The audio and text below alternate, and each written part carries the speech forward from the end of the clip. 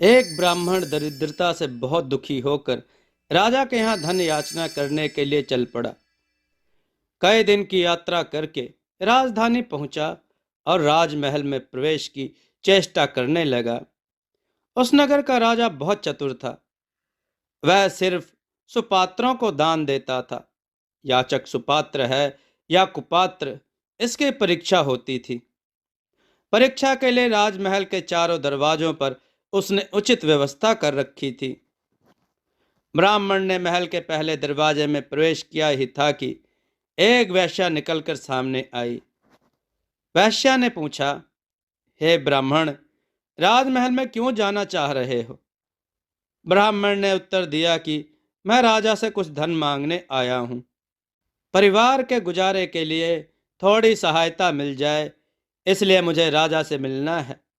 वैश्या ने कहा, आप राजा के पास धन मांगने जरूर जाएं, पर इस द्वार पर राजा ने मेरा अधिकार दे रखा है। इस दरवाजे से तो बिना मेरी अनुमति के जाने का अधिकार किसी को नहीं है। मैं अभी काम पीड़ित हूं।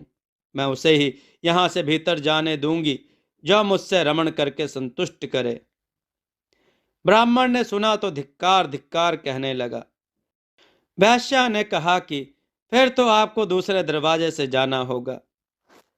ब्राह्मण ने अधर्म करने से बेहतर समझा दूसरे द्वार से जाना। दूसरे दरवाजे पर जाकर प्रवेश करने लगे। दो ही कदम भीतर पड़े होंगे कि एक प्रहरी सामने आया। उसने कहा, इस दरवाजे पर महल के मुख्य रक्षक का अधिकार है। यहाँ वही प्रवेश कर सकता है जो हमारे स्वामी से मित्रता कर ले। हमारे स्वामी को मांसाहार अति प्रिय है। भोजन का समय भी हो गया है, इसलिए पहले आप भोजन कर ले, फिर प्रसन्नता पूर्वक भीतर जा सकते हैं। आज भोजन में हिरण का मांस बना है। ब्राह्मण ने कहा, मैं वेद पाठी ब्राह्मण हूं, मांसाहार नहीं कर सकता। यह अनुचित है मेरे लिए। पहरे ने साफ साफ बता दिया कि फिर आपको इस दरवाजे से जाने की अनुमति नहीं मिल सकती। किसी और दरवाजे से होकर महल में जाने का प्रयास कीजिए। ब्राह्मण तीसरे दरवाजे पर पहुंचा और प्रवेश करने लगा। वहां कुछ लोग मदिरा और प्याले लिए बैठे मदिरा पी रहे थे। ब्राह्मण उन्हें अनदेखा करके घुसने लगा। तभी एक प्रहरी आया और कहा, थोड़ा हमारे साथ मदिरा पी लो, तभी भीतर जा सकते हो। यह दरवाजा सिर्फ मदिरा प्रेमियों के लिए है। ब्राह्मण को मदिरा पान भी स्वीकार न था। वहां से घूमा और चौथे दरवाजे की ओर चल दिया। चौथे दरवाजे पर पहुंचकर ब्राह्मण ने देखा कि वहां जुआ हो रहा है। उसे बताया गया कि यह द्वार तो जुआरियों के लिए आरक्षित है। जो जुआ खेलते हैं वे ही यहां से भीतर घुस सकते हैं। जुआ खेलना भी धर्म विरुद्ध है। ब्राह्मण बड़े सोच विचार में पड़ा। अब किस तरह भीतर प्रवेश हो? चारों दरवाजों पर धर्म विरोधी शर्तें हैं। धन की मुझे बहुत जरूरत है, इसलिए भीतर प्रवेश करना जरूरी है। बच्चे प्रतीक्षा में हैं कि मैं कुछ धन लेकर आऊंगा। अब क्या करें? एक और धर्म था तो दूसरी ओर धन। दोनों के बीच घमासान युद्ध उसके मस्तिष्क में होने लगा। ब्राह्मण जरा सा फिसला। उसने सोचा, जुआ छोटा पाप है, इसको थोड़ा सा कर लें तो तनिक सा पाप होगा। मेरे पास 1 रुपया बचा है, क्यों ना इस रुपए से जुआ खेल लूं और भीतर प्रवेश पाने का अधिकारी हो जाऊं। विचारों को विश्वास रूप में बदलते देर न लगी। ब्राह्मण जुआ खेलने लगा। 1 रुपए के 2 हुए, 2 के 4, 4 के 8।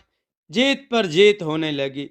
अब पैसे आने ही लगे तो ब्राह्मण राजा के पास जाना भूल गया। अब उसका मन जुए में रम गया था। शाम तक हजारों रुपयों का ढेर जमा हो गया। शाम को जुआ बंद हुआ। ब्राह्मण ने रुपयों की गठरी बांध ली। दिन भर खाने को कुछ नहीं मिला था। भूख जोर से लगी थी। पास में कोई भोजन की दुकान न थी।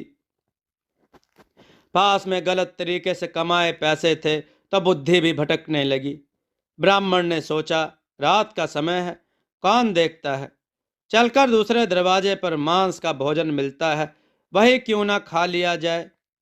स्वादिष्ट भोजन मिलता है और पैसे भी खर्च नहीं होते, दोहरा लाभ है। जरा सा पाप ही तो है, थोड़ा बहुत पाप करने में कुछ हर्ज नहीं। मैं तो लोगों के पाप के प्रायश्चित कराता हूँ, फिर अपने पाप की क्या चिंता है। कर लेंगे कुछ ना कुछ पाप से मुक्ति का उपाय। ब्राह्मण ने मांस मिश्रित स्वादिष्ट भोजन छक कर खाया। अस्वाभाविक भोजन को पचाने के लिए अस्वाभाविक पाचक पदार्थों की जरूरत पड़ती है। तामसी विकृत भोजन करने वाले अक्सर पान बीड़ी शराब की शरण लिया करते हैं। कभी मांस खाया ना था, इसलिए पेट में जाकर मांस अपना कर्तव्य दिखाने लगा।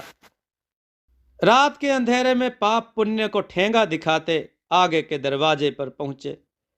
पाप हरने के प्रयासों का संकल्प लिया और मदिरा की कई प्यालियां चढ़ा ली। अब वह 3 प्रकार के नशे में थे। धन काफी था, साथ में उन्हें धन का नशा हो चुका था। हिरण का मांस खाकर आए थे तो मांसाहार का नशा भी था। अब तो पाप को बढ़ाने वाली मदिरा भी आ चुकी थी। कंचन के बाद कुछ का, सुरा के बाद सुंदरी का ध्यान आना स्वाभाविक है।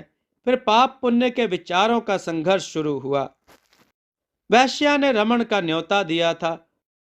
पंडित जी सोचने लगे, काम पीड़िता का रति निमंत्रण ठुकराना पाप है।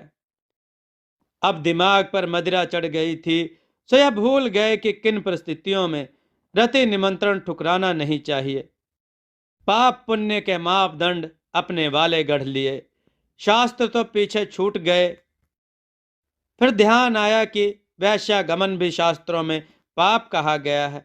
क्या करें, 3 प्रकार के नशे में धुत थे। सोचा कि जैसे इतने पाप हुए वैसा एक पाप और सही, सभी पाप का निवारण इकट्ठे कर लूंगा। पहले दरवाजे पर पहुंचे और वैश्या के यहाँ जा विराजे। वैश्या ने उन्हें संतुष्ट किया और उसके बदले जुए में जीता सारा धन ले लिया। एक पूरा दिन चारों द्वारों पर व्यतीत करके दूसरे दिन प्रातःकाल ब्राह्मण महोदय उठे। वैश्या ने उन्हें घृणा के साथ देखा। कंगले का किसी वैश्या के यहाँ क्या काम। नौकरों को बुलवाकर घर से बाहर फिकवा दिया। इधर राजा को सारी सूचना पहुंच चुकी थी। ब्राह्मण फिर चारों दरवाजों पर गया। इस बार उसने हर द्वार पर खुद ही कहा कि मैं शर्तें मानने को तैयार हूं, मुझे अंदर आने दो। पर आज वहां का नियम बदला हुआ था। शर्तों के साथ भी कोई अंदर जाने देने को राजी ना हुआ। सब जगह से उसे धुतकार दिया गया। वह महल के प्रवेश द्वार के बाहर बैठा सोच रहा था। राजा से धन तो ना मिला, हाथ का 1 रुपया भी गया।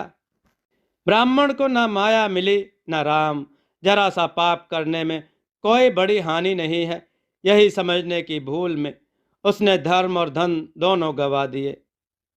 मित्रों, अपने ऊपर विचार करें, कहीं ऐसी भी गलतियां हम भी तो नहीं कर रहे हैं। किसी पाप को छोटा समझकर उसमें बार बार फंस जाने से फिर छुटकारा पाना कठिन होता है।